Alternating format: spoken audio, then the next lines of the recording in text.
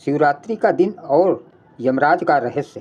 क्या आपने कभी सोचा है कि महाशिवरात्रि की रात सिर्फ भगवान शिव की नहीं होती, उस रात यमलोक के द्वार भी बदल जाते हैं।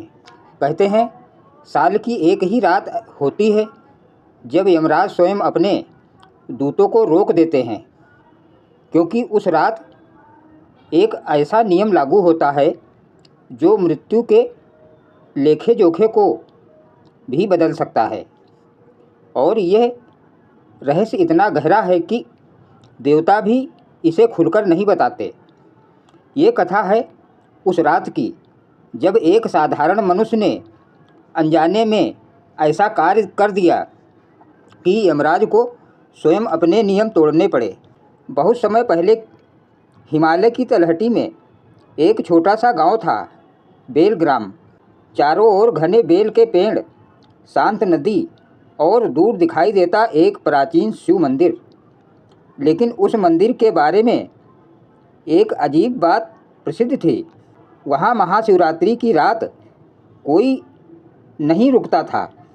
लोग कहते थे जो भी उस रात मंदिर में जागता है उसे ऐसी अनुभूति होती है मानो कोई अदृश्य शक्ति उसके आसपास घूम रही हो। गांव में एक लकड़हारा रहता था, भोलाराम। नाम भोलाराम पर स्वभाव बिल्कुल उल्टा, ना पूजा ना दया ना धर्म। वो अक्सर कहता मरने के बाद क्या होगा, यह सोचकर जीना मूर्खता है। उसकी पत्नी गौरी भगवान शिव की बड़ी भक्त थी। हर सोमवार व्रत रखती, शिवलिंग पर जल चढ़ाती। एक दिन गौरी ने कहा, सुनो, परसों महाशिवरात्रि है, कम से कम उस दिन तो पाप मत करना। भोलाराम हंस पड़ा, अगर शिव इतने दयालु हैं तो मेरे जैसे पापी को भी बचा लेंगे। गौरी ने गंभीर होकर कहा, मजाक मत करो, कहते हैं उस रात यमराज भी सतर्क रहते हैं। भोलाराम ने ध्यान ही नहीं दिया। महाशिवरात्रि का दिन आ गया। गांव में उत्सव जैसा माहौल था। घंटियों की आवाज़, मंत्रोच्चार, भजन। लेकिन भोलाराम सुबह ही जंगल चला गया। उसे पैसे चाहिए थे, पूजा नहीं। जंगल उस दिन असामान्य रूप से शांत था। पक्षियों की आवाज़ कम, हवा भारी। दोपहर तक लकड़ी काटते काटते वो जंगल के उस हिस्से में पहुंच गया जहां वो पहले कभी नहीं गया था। अचानक मौसम बदल गया। काले बादल, तेज हवा और फिर भयंकर बारिश। भोलाराम घबरा गया, इधर उधर भागा और एक बड़े बेल के पेड़ पर चढ़ गया ताकि जंगली जानवरों से बच सके। पेड़ के नीचे उसे अंधेरे में कुछ दिखाई नहीं दिया। असल में वो एक प्राचीन शिवलिंग था जो वर्षों से पत्तों और मिट्टी में छुपा हुआ था। बारिश थमने का नाम नहीं ले रही थी। भोलाराम पूरी रात जागता रहा क्योंकि नीचे उतरने की हिम्मत नहीं हो रही थी। ठंड से कांपते हुए वो बार बार बेल के पत्ते तोड़कर नीचे गिराता ताकि हाथ चलते रहें और नींद ना आए। उसे क्या पता था, वे सभी पत्ते सीधे शिवलिंग पर गिर रहे थे, हर पत्ता मानो एक अर्पण। भूख लगी तो उसने कुछ भी नहीं खाया। अनजाने में व्रत हो गया। डर के कारण उसकी आंखों से आंसू भी निकले जो नीचे टपकते रहे मानो अभिषेक। और इस तरह बिना जाने बिना समझे एक पापी मनुष्य से पूर्ण शिवरात्रि पूजा हो गई। उस समय बहुत दूर मृत्यु के लोक में, यमलोक, एक विशाल सभा लगी थी। यमराज अपने सिंहासन पर बैठे थे, हाथ में कर्मों की ग्रंथ। चित्रगुप्त बोले, महाराज, आज की सूची में एक नाम विशेष है, भोलाराम। जीवन भर पाप किए, समय निकट है। यमराज ने शांत स्वर में कहा, आज महाशिवरात्रि है, ध्यान से देखो उसके कर्म।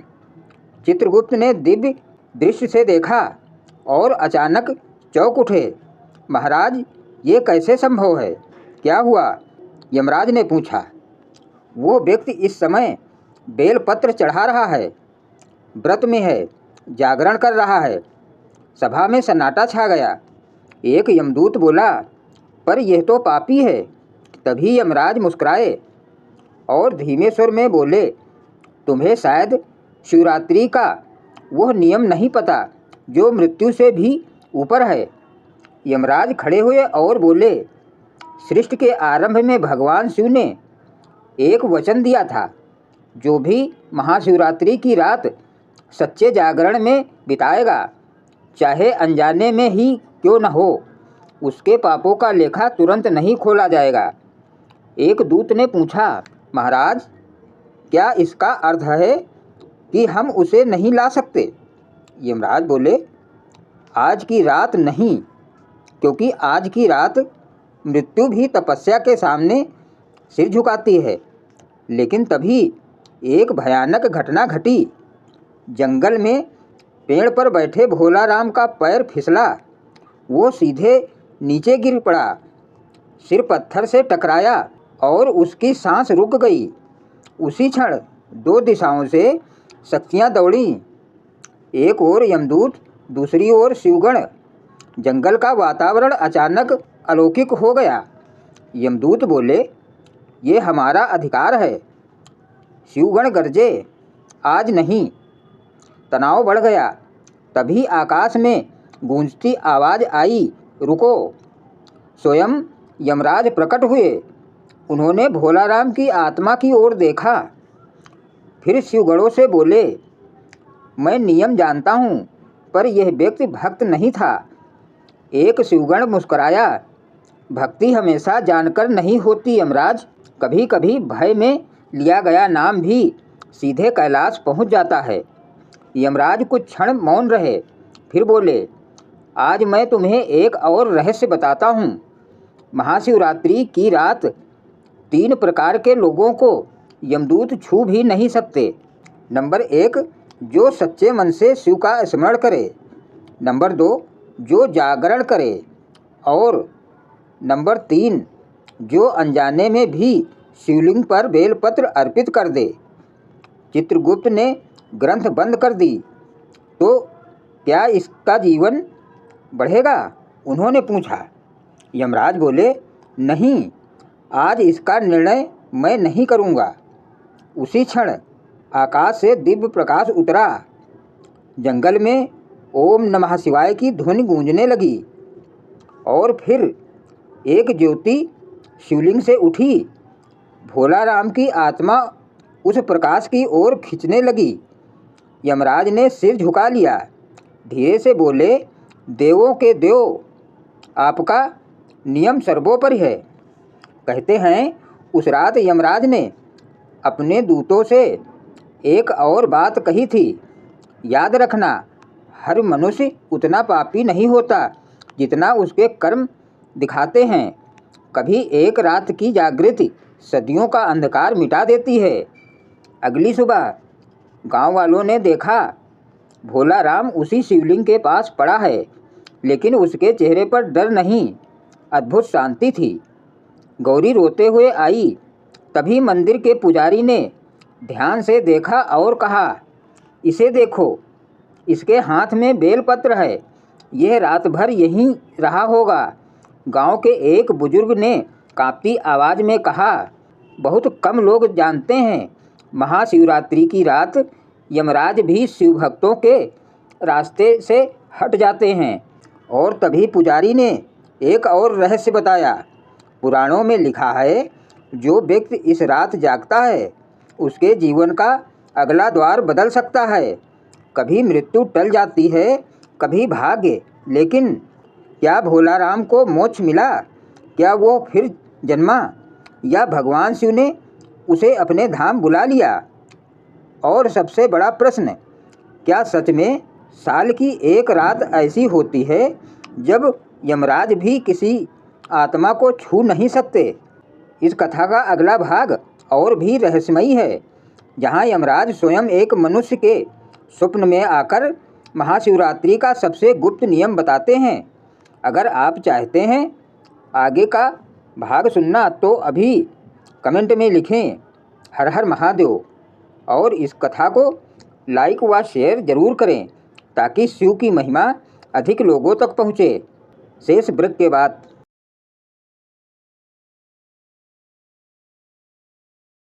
महाशिवरात्रि की उस अद्भुत रात के बाद बेलग्राम का वातावरण बदल चुका था। लोगों के मन में एक ही प्रश्न था, भोलाराम जैसा पापी आखिर इतनी शांति के साथ कैसे चला गया। गांव के पुजारी ने उसका अंतिम संस्कार पूरे विधि विधान से करवाया। गौरी रोते रोते बार बार कह रही थी, हे भोलेनाथ, अगर इससे कोई गलती हुई हो तो क्षमा करना। लेकिन उसे क्या पता था, जिसे वह पापी समझकर रो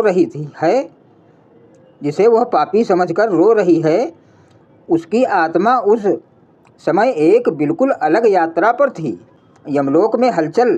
भोलाराम की आत्मा प्रकाश के उस मार्ग से आगे बढ़ रही थी। वो डर नहीं रहा था, बल्कि उसे एक अजीब सी हल्कापन महसूस हो रहा था। अचानक उसके सामने दो रास्ते प्रकट हुए। एक मार्ग गहरे धुएं से भरा, जहाँ से करुण चीखें सुनाई दे रही थीं। दूसरा मार्ग शांत उज्ज्वल, मानो चंद्रमा की ठंडी रोशनी से बना हो। तभी उसके सामने यमराज प्रकट हुए। भोलाराम काँप उठा। महाराज, क्या अब मेरा न्याय होगा?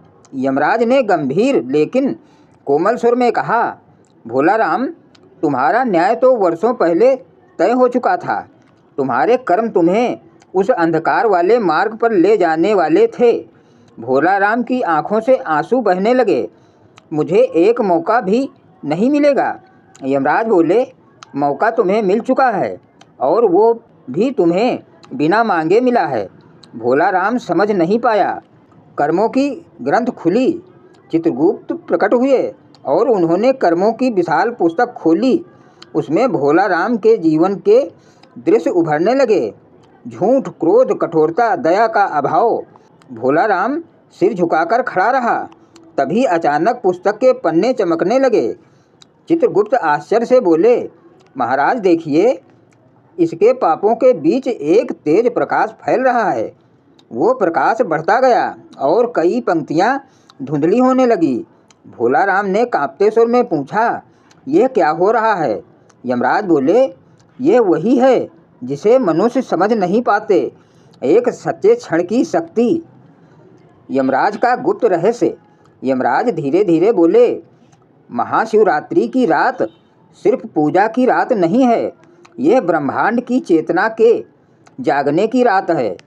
उस रात जब कोई मनुष्य जागता है तो उसका भीतर सोया हुआ प्रकाश भी जाग सकता है। भोलाराम ने कहा, मैंने तो कुछ जानकर नहीं किया। यमराज मुस्कुराए, यही तो रहस्य है। भगवान शिव भाव देखते हैं, तरीका नहीं। तुम भय में जागे, भूखे रहे, आंसुओं से अभिषेक किया और बेलपत्र अर्पित किए। तुम्हारा अहंकार उस रात टूट गया था। भोलाराम की आंखों में उस रात के दृश्य घूम गए। अंधेरा, डर, अकेलापन। पहली बार उसे अपने जीवन पर पछतावा हुआ। तभी आकाश कांप उठा। एक दिव्यनाद गूंजा, ओम। चारों ओर प्रकाश फैल गया। यमराज तुरंत खड़े हो गए और सिर झुका लिया। भोलाराम ने देखा, उस प्रकाश से एक ज्योति प्रकट हुई। कोई स्पष्ट रूप नहीं, लेकिन अनंत शांति। यमराज बोले, देवों के देव, महादेव। भोलाराम का शरीर कांपने लगा। एक करुणामयी आवाज़ गूंजी, भोलाराम। उसने रोते हुए कहा, प्रभु, मैं आपका भक्त भी नहीं था। उत्तर आया, जो मेरे पास आता है उसे भक्त होने की शर्त नहीं होती, लेकिन मैंने जीवन भर गलतियां की और एक रात तुम जागे। शिव का निर्णय। प्रकाश और तेज हो गया। आवाज़ आई, यमराज, इस आत्मा का भय समाप्त हो चुका है। जिस क्षण मनुष्य का भय टूटता है वो सत्य के करीब आ जाता है। यमराज ने पूछा, प्रभु, क्या इसे मोक्ष दिया जाए? कुछ पल मौन रहा, फिर उत्तर आया, मोक्ष सरल नहीं, लेकिन इसे दूसरा अवसर मिलेगा। भोला राम ने आश्चर्य से देखा। तुम पुनर्जन्म लोगे, आवाज़ गूंजी, लेकिन इस बार तुम्हारे भीतर करुणा जन्म से होगी। पुनर्जन्म का वरदान। यमराज बोले, बहुत कम आत्माओं को यह अवसर मिलता है। महाशिवरात्रि की रात जिसने तुम्हें बचाया वो यूं ही नहीं थी। प्रकाश धीरे धीरे विलीन होने लगा। भोला राम की आत्मा शांत मार्ग की ओर बढ़ गई। कुछ वर्षों बाद बेलग्राम में एक बालक जन्मा। उसकी आँखों में अजीब सी गहराई थी। यह बचपन से ही पशुओं को दुलारता, गरीबों को अपना भोजन दे देता। जब वह 5 साल का हुआ तो एक दिन अपनी माँ से बोला, माँ मुझे बेलपत्र शिवलिंग पर चढ़ाने हैं, आज बहुत ज़रूरी है। माँ चौंक गई क्योंकि उस दिन महाशिवरात्रि थी। मंदिर पहुँचते ही बालक शिवलिंग को देखते ही रो पड़ा।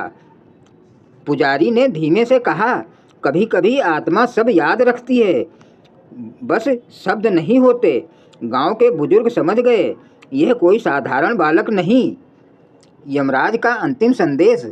उसी रात पुजारी ने गांव वालों को एक बात बताई। पुराणों में एक गुप्त संदेश है, मृत्यु से कोई नहीं बच सकता, पर कुछ रातें ऐसी होती हैं जब जीवन को नया मोड़ मिल सकता है। महाशिवरात्रि उन्हीं में से एक है। कहते हैं उस दिन यमराज अपने दूतों से यही कहते हैं, जब भी धरती पर ओम नमः शिवाय की ध्वनि सच्चे भाव से गूंजे, वहाँ जाने से पहले ठहरना। कथा का संदेश। जीवन कितना भी गलतियों से भरा क्यों न हो, एक जागृति सब बदल सकती है। एक सच्चा क्षण, एक प्रार्थना, एक आंसू और शायद भाग्य की पूरी दिशा बदल जाए। इसलिए कहते हैं महाशिवरात्रि की रात सोना नहीं, जागना चाहिए, क्योंकि कौन जाने वो जागरण सिर्फ आँखों का नहीं, आत्मा का हो जाए। अंत। याद रखिए, भगवान शिव दंड देने में नहीं, मौका देने में विश्वास रखते हैं, और यमराज भी उस नियम का सम्मान करते हैं। ये कथा आपके हृदय को छू गई हो तो अभी कमेंट में लिखें, हर हर महादेव। इस कथा को लाइक और शेयर ज़रूर करें ताकि महाशिवरात्रि का यह रहस्य अधिक से अधिक लोगों तक पहुँचे। और अगर आप ऐसी ही रहस्यमयी आध्यात्मिक कथाएं सुनना चाहते हैं तो चैनल को फॉलो करना ना भूलें, क्योंकि अगली कथा में हम बताएंगे साल की एक और ऐसी रात के बारे में जब स्वयं देवता धरती पर उतरते हैं। हर हर महादेव। धन्यवाद दोस्तों।